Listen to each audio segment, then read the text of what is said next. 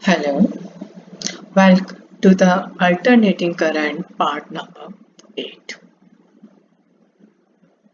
In this lecture, we will discuss the average power associated with series LCR circuit.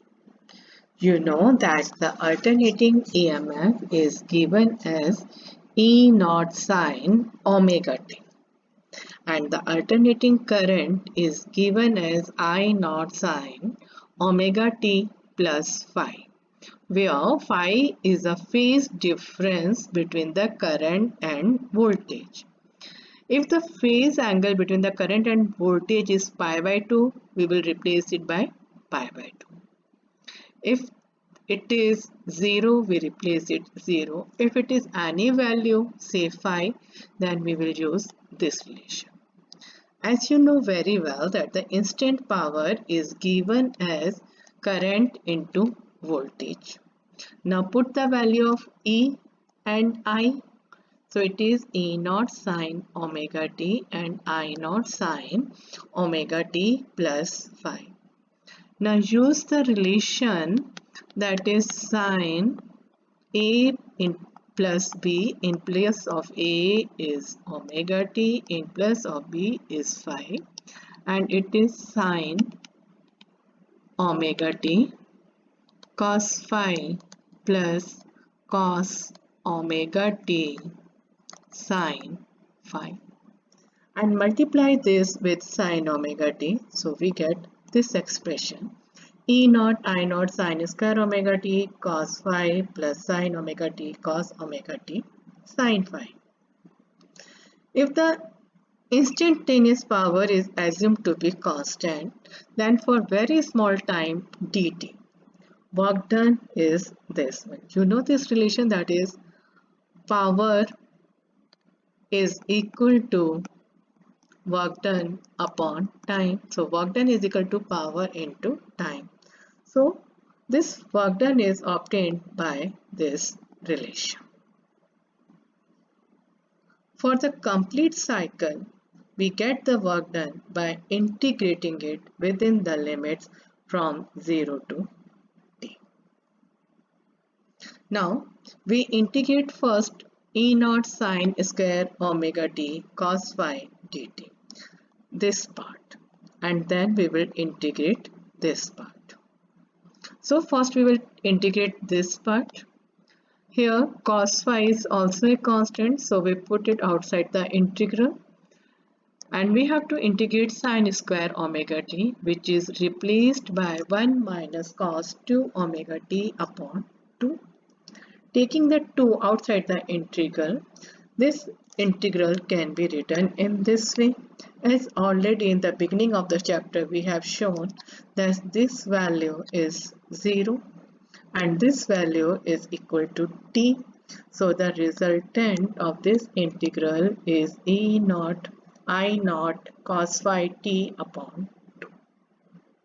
Now let us integrate the second part, sin omega t cos omega t sin phi. So sin phi is constant, we put it outside the integral. Sin omega t cos omega t, it can be written as sin 2 omega t by 2. And when we integrate it, then this integral is equal to the 0 and anything multiplied by 0 is 0. So the result of this integral is E naught I naught cos phi t by 2. Now average power work done upon time. So average power is equal to E naught I naught 2 cos phi. As you know very well that EV virtual value is equal to E naught upon root 2. Similarly, the virtual value of the current is equal to I naught upon root 2. So this can be written in this way.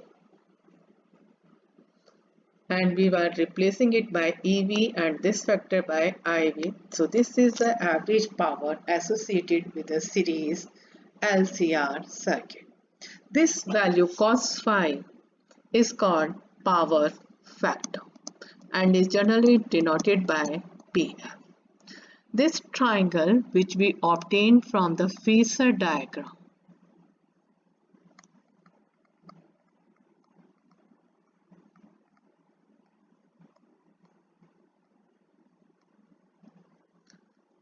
now from this phasor diagram we put it in the form of I into Z, I into XL minus XC and I into R.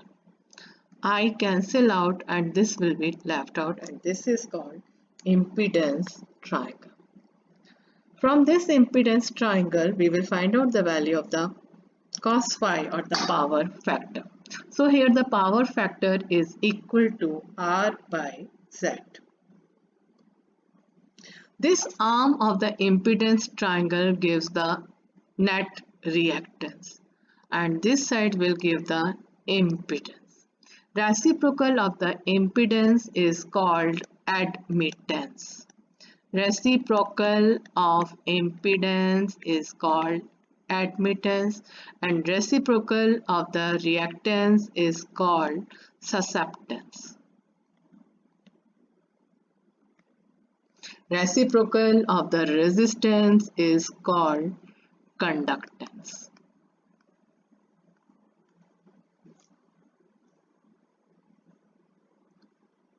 Now, average power is EV IV cos phi. In case of resistive circuit, if in a circuit there is only the resistance, no inductor, no capacitor, in that case the current and the potential are in the same phase, or in other words the value of the phi is 0. As the phi is 0 and you know the value of the cos 0 is 1, so average power in this case is EV IV.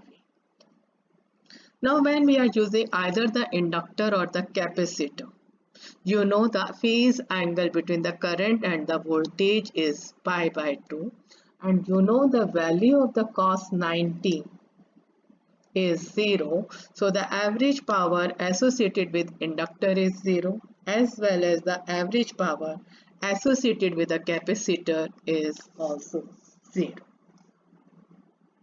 Now let us do some numericals. Now it is a resistor of 200 ohm, capacitor of 15 microfarad connected in series to 220 volt AC source. Since it is written 220 volt AC, so it means the frequency is a variable.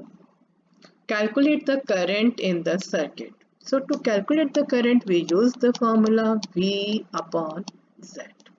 If we have to find out the virtual value of the current, we use IV equals to EV upon Z. If we have to find out the peak value, then the formula is E naught upon Z. If we have to find out the mean value, then it is equal to Im equals to Em upon Z.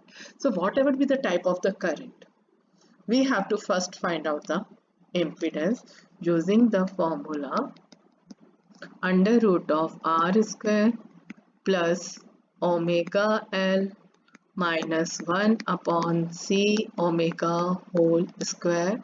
Omega equals to 2 pi n and everything is given, the value of R, value of the capacitance converted into the farad, and it is equal to 15 into 10 to the power minus 6 farad. Frequency is also given. Okay.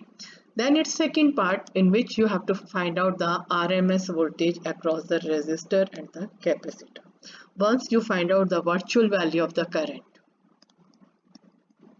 is known to you, you have calculated by this formula the virtual value of the current, and the capacitor and the resistors are connected in series, so the same current is flowing through them and the voltage across the resistor is given as IV into R and the voltage across the capacitor is given as IV into XC. Okay. Is the algebraic sum of this voltage is more than the source voltage? Yes. Because here the current and the voltages are not in the same phase, so we can't add them directly.